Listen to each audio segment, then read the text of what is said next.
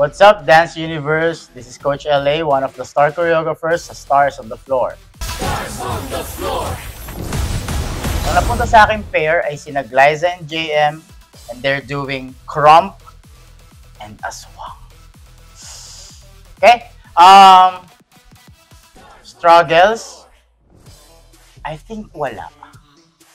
They're both good sa dancing and performing.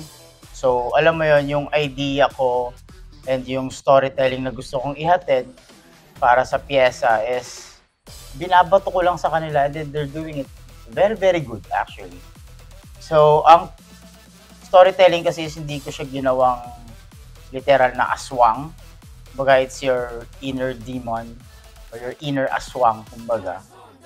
And the whole process is very, very light, I think.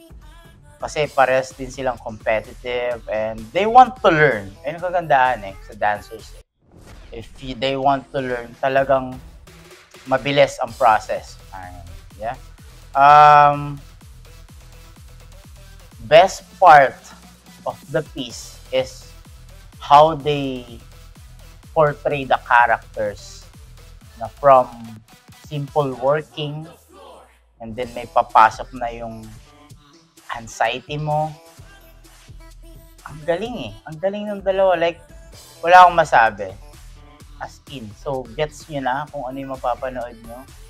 Ganun yun.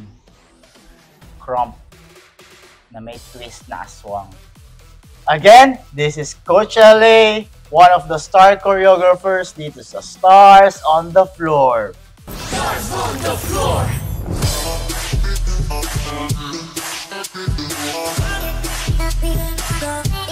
Be